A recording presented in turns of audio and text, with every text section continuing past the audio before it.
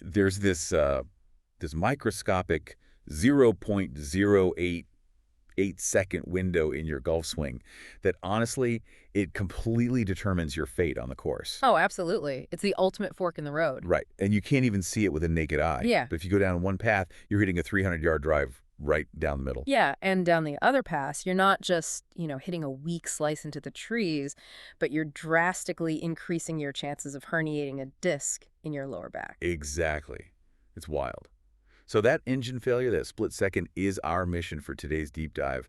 We are unpacking the biomechanical sequence of the golf swing. Zooming all the way in on that specific corridor, right? The pelvic reset phase. Yeah, the pelvic reset phase.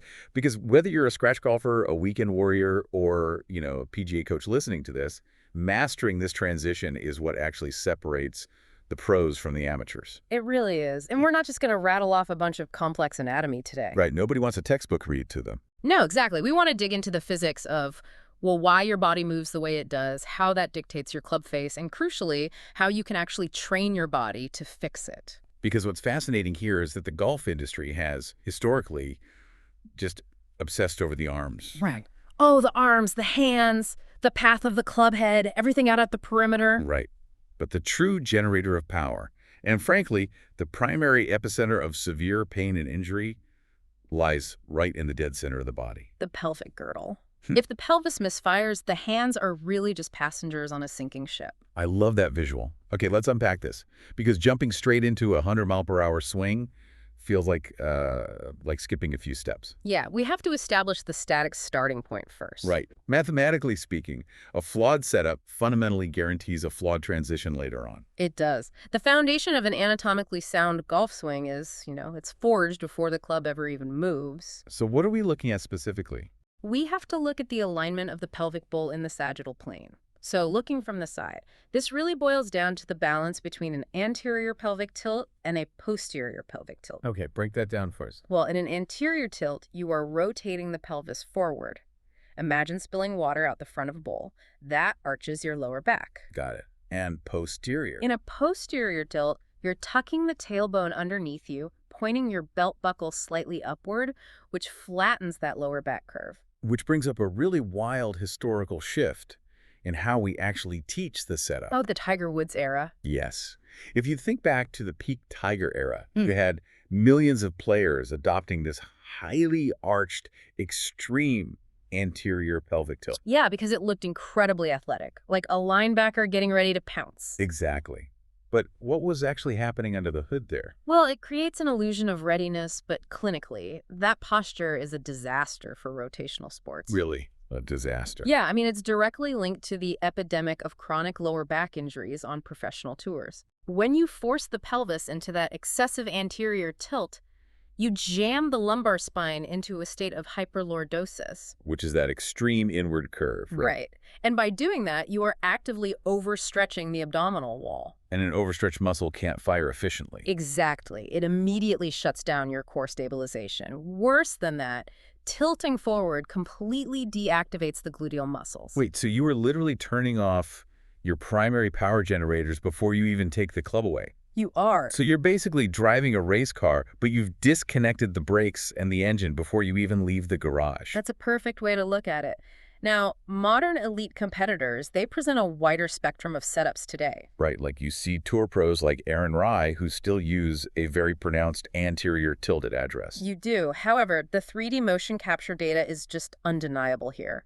100% of historical tour professionals transition into a posterior pelvic tilt at the exact moment of impact. Every single one. Every single one. So if you start your swing in a highly arched anterior setup, you're just forcing your body to travel a significantly greater physical distance during the swing just to reach that mandatory posterior position. Right. You are demanding massive amounts of excess spinal and pelvic motion in literally a fraction of a second. That sounds like a recipe for getting hurt. It is.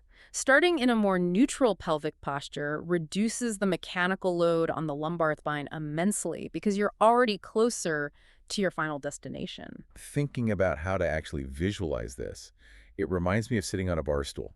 Oh, that's a good analogy. Right.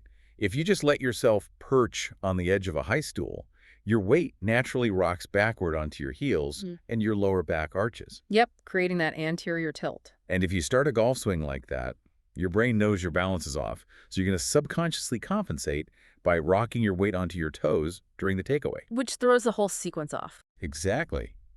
But what if, instead, we picture looking over a picket fence? To look over a fence, you naturally push your hips back slightly while keeping them stacked directly over your ankles. The picket fence visual is an excellent biomechanical cue. It allows the torso to hinge naturally over the tops of the femur bones without stressing the spine. So you establish a neutral, balanced foundation. Right, where the core and glutes are fully online and ready to fire. But the setup isn't just about bones and muscles, is it? There's a massive neurological component to getting ready over the ball. Oh, definitely. The mental side dictates the physical side. Yeah, I was reading some clinical physical therapy protocols recently, and one of the things that blew my mind was the focus on breathing to unlock pelvic biomechanics. The straw technique. Yes, the protocol specifically recommended blowing out of an imaginary straw right before the takeaway. The mechanism behind that is profound. Golf induces a high level of performance anxiety. Even for the pros. Especially for them. Even simply rushing from the cart to the tee box elevates your respiratory rate. And when breathing becomes shallow and rapid, the central nervous system shifts into a low-grade fight-or-flight state. Which makes everything tighten up. Exactly. That triggers systemic muscular tension, particularly in the hip flexors and the core. The body physically locks down its own pelvic mobility as a protective measure. So how does the imaginary straw fix that? By executing a slow, mindful exhalation, pursing your lips and breathing out of that straw, you stimulate the vagus nerve. Okay, so a biological override. Right. You actively downregulate the central nervous system, drop that baseline muscular tension, and instantly free up the physical mobility required for complex pelvic rotation. That relaxed nervous system is crucial because the very first move off the ball demands a level of hip mobility that tension will just completely block. Without a doubt. And this brings us to the backswing. I want to push back on a really common piece of advice you hear on driving ranges everywhere. Okay, let's hear it. You always hear players and coaches complaining about a short backswing, treating it like it's a technical flaw that just requires more effort or a bigger arm turn to fix. Yeah. But based on the clinical data, a short backswing isn't a swing flaw at all, is it? It's a biological mobility restriction. The distinction is vital for anyone listening who's trying to improve their game. We have to isolate the trail hip, the hip furthest from the target.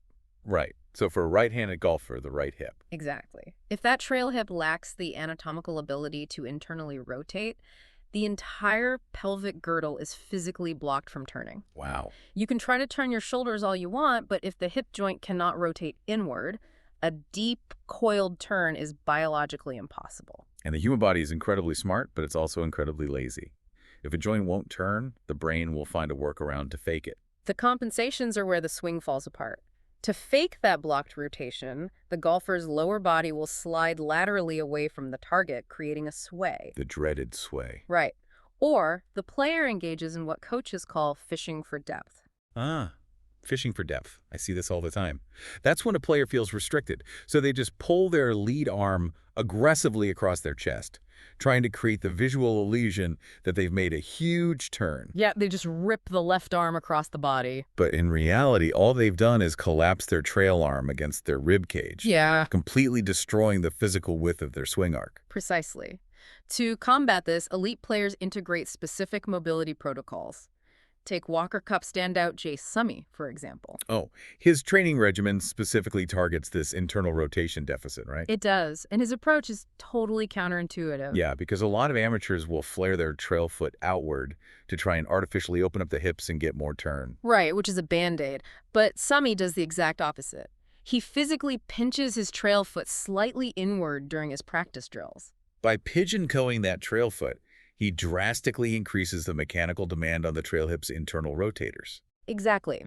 When combined with resistance band exercises, he is pre-stretching and forcibly activating those deeper pelvic muscles. So he's forcing the body to learn the right move. He's training the nervous system to execute a true centered pelvic coil rather than relying on a fake lateral slide.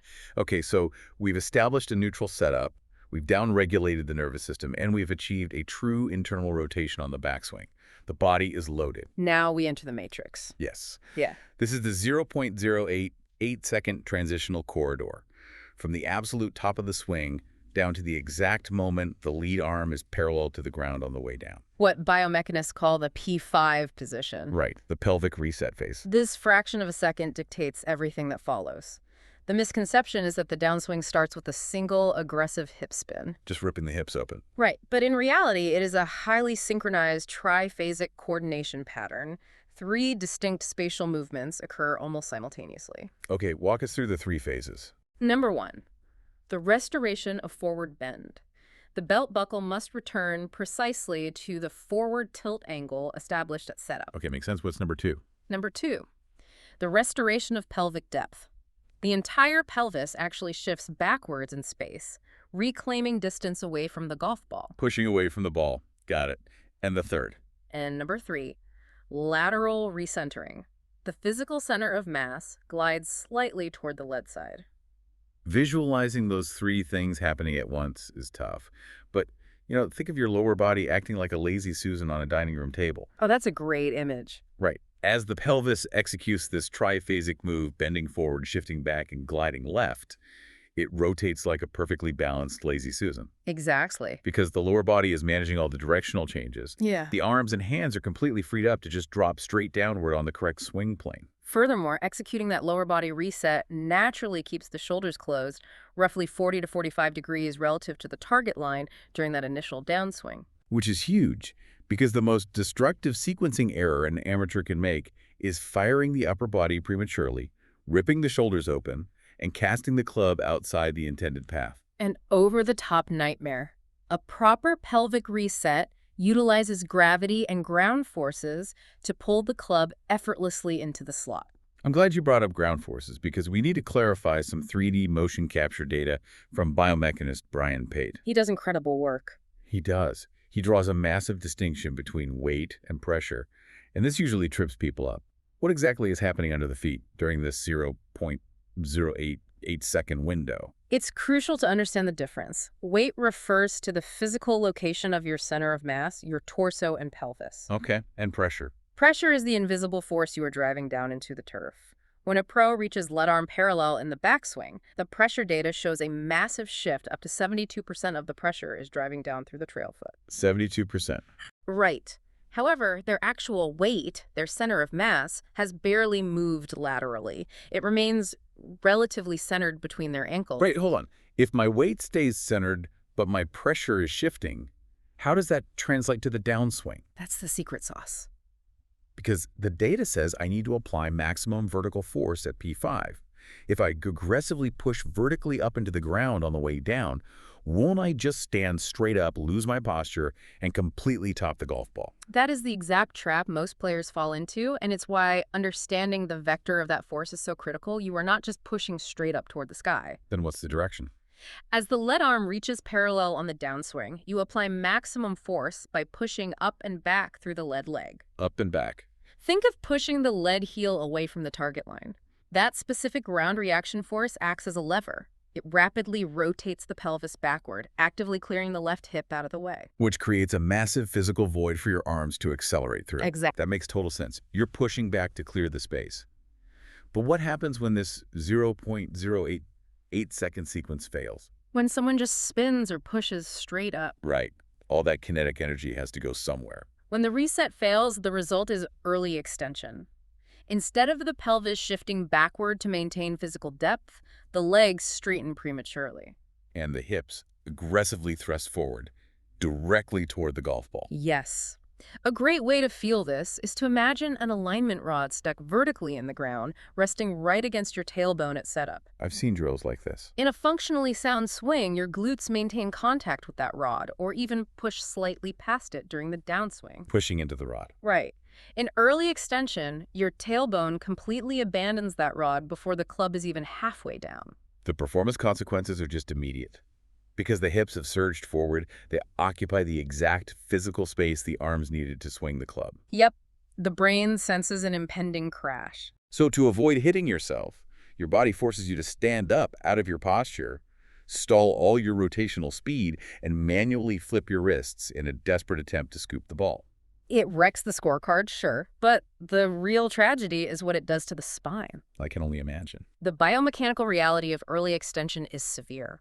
A standard, fundamentally sound golf swing already places compressive loads of 8–10 times a person's total body weight on the lumbar spine. 10 times. Yes. So when a golfer early extends, they force the spine into premature hyperextension, arching the lower back intensely to stand up, while simultaneously undergoing maximum rotational velocity and extreme lateral side bend to try and reach the ball. Let me make sure I'm picturing this right. You are arching backward, twisting violently, and crunching sideways all at the exact same time, while 10 times your body weight is pressing down on your vertebrae. It is the clinical definition of a catastrophic load.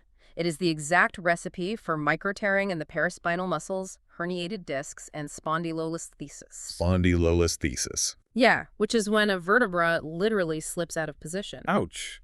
And the damage doesn't even stop at impact, does it? Yeah. There's a massive deceleration problem on the follow-through that nobody talks about. The follow-through mechanics rely entirely on the pelvis's ability to safely break the swing. If a golfer has a chronically tight left iliopsoas muscle, the deep hip flexor, it acts like an emergency brake on the left side of the pelvis. Meaning it physically prevents it from rotating fully around the hip socket. Exactly. So the lower body just hits a brick wall and stops dead. But the club is still flying at 100 miles per hour. Precisely the issue. To prevent the golfer from being pulled off their feet, the lower left rib cage is forced to elevate and extend backward. Oh, this sounds painful. It transfers the entire braking load onto a tiny muscle in the lower back called the quadratus lumborum, or the QL. You are asking a muscle the size of your hand to eccentrically break the rotational force of the entire upper body and the club. This overload results in the severe unilateral lower back pain that sidelines so many players. Okay, knowing all of this, how do we adapt this core movement? Because swinging a 46-inch driver is obviously a different spatial challenge than hitting a 9-iron. For sure. How does this pelvic reset change based on the club? Well, the underlying biomechanical engine remains the same, but the spatial relationship of the torso adapts. We can use the two dots concept to visualize this. Okay, the two dots. Imagine one dot painted in the dead center of your sternum and a second dot painted directly on your belt buckle. Okay, I've got the picture. So if I've got an iron in my hand, where are those dots pointing? For an iron, the goal is a descending blow. You want those two dots to remain vertically stacked on top of each other at the top of the swing, through the reset, and into impact. Stacking the dots. Right. That stacked alignment keeps your center of mass forward, allowing you to compress the ball aggressively against the turf. But with a driver, we're trying to hit up on the ball. Exactly. To facilitate an upward angle of attack, the sternum dot must remain slightly behind the belt buckle dot at the top of the swing, and crucially, it stays behind it all the way through the downswing. Just a subtle tilt. That subtle secondary axis tilt allows the club head to approach the ball from a shallower ascending angle. Then we get around the greens. You pull a finesse wedge out of the bag, and this entire dynamic model gets thrown out the window. It's a completely different paradigm entirely. How so? A full swing demands a dynamic, high-velocity pelvic reset to maximize kinetic energy. A finesse wedge requires the lower body to act as an anchor. So no thrusting. Zero thrusting. There's no rapid reset. The elite short game player maintains the exact same pelvic forward bend from address all the way through the strike. The belt buckle just serves as a quiet, stable center point to ensure the club interacts with the turf the exact same way every single time. You nailed it. The ultimate goal across all full swings, according to the kinematic sequence data, is the flawless transfer of energy from the hips, up the torso, down the arms, and finally out through the club head. That's the holy grail. But the data gap is crazy. Professional golfers are generating an average maximum pelvic velocity of 477 degrees per second. Amateurs are maxing out at just 395 degrees per second. That is a gargantuan power leak, and bridging that gap requires more than just hitting 1,000 range balls. Right. You cannot consciously think your way past a physical restriction while swinging at full speed. So, practically speaking, what does a listener actually do with this information? If someone knows they sway or they early extend or they're waking up Sunday morning with a stiff lower back, what is the actual fix? The solution lies in a rigid, three-phase physical therapy protocol utilized by top clinicians: reset, restore, and reload. Break down phase 1 for us, the reset. Phase 1 acknowledges a biological reality. You cannot train a new motor pattern into a body that is experiencing acute pain or locked-in protective muscle guarding. The brain simply won't allow it. So you have to address the tissue first. Therapists utilize manual manipulation, dry needling, and cupping to force the nervous system to let go, releasing deep tissue restrictions in the QL and the piriformis. Once that protective tension is deactivated, you move into phase 2, restore. This is about rebuilding the software logic of your mobility, right? Exactly. This phase heavily features clinical assessments like the SFMA segmental rolling test. Oh, I've heard of this. A therapist will have you lie flat on your back and ask you to roll over onto your stomach using only your upper body, while the lower body remains completely dead. That sounds harder than it looks. Then you reverse it using only the lower body. It is a brilliant neurological test. It definitively proves whether your brain can successfully dissociate the upper body from the lower body. Which is the fundamental requirement of the 0.088-second pelvic reset. So you rebuild the connection, and then finally you hit phase 3, reload, getting the muscles strong enough to handle the sheer violence of the swing. The reload phase involves single-leg glute bridges, lateral lunges, and rotational medicine ball throws to build resilience. But how does it translate to the golf course? The most critical step involves incredibly slow-motion swings without a golf ball. You rehearse the transition from the top down to P5 at 5% speed, focusing exclusively on the belt buckle. Restoring the forward bend, shifting the pelvis backward, and driving pressure into the lead heel. You are physically remapping the motor cortex. Only once the pattern is flawless at slow speed do you earn the right to swing fast. But reprogramming the body is only half the battle, isn't it? There is a psychological component to this as well. Yeah. Will Kelly's mental performance protocol outlines a cognitive reset loop that every golfer must execute on every single shot, from a massive drive down to a tap-in putt. The mental loop is non-negotiable for consistency. It cycles through 5 stages: reset, decide, commit, execute, and respond. So the reset involves deep breathing to ground yourself before addressing the ball. Correct. Then you decide on the specific shot shape and target. You commit entirely to the biomechanics you've trained, leaving no room for mid-swing doubt. Then you execute the movement. And finally, the most difficult step. You respond to the outcome with objective analysis rather than emotional frustration, which allows you to cleanly enter the next reset phase. Bringing this all together for you listening, everything starts at address. Choosing a neutral pelvic tilt looking over that picket fence not only sets you up for a more efficient swing, it acts as an insurance policy for your lumbar spine. From there, trail hip internal rotation is a non-negotiable biological requirement. Without it, you are doomed to sway and fake your backswing depth. The true magic of the golf swing happens in a 0.088-second window. The pelvic reset demands that you push up and back with your lead leg to maintain your depth, rather than panicking and thrusting forward toward the ball. And ultimately, sustaining high performance and a pain-free back requires dedicated physical and mental resets. You must systematically train your body's tissues to absorb and redirect the massive forces you are generating. Unpacking the mechanics behind that fraction of a second completely changes how I view the swing. The physics underneath the surface dictate the entire reality of the game.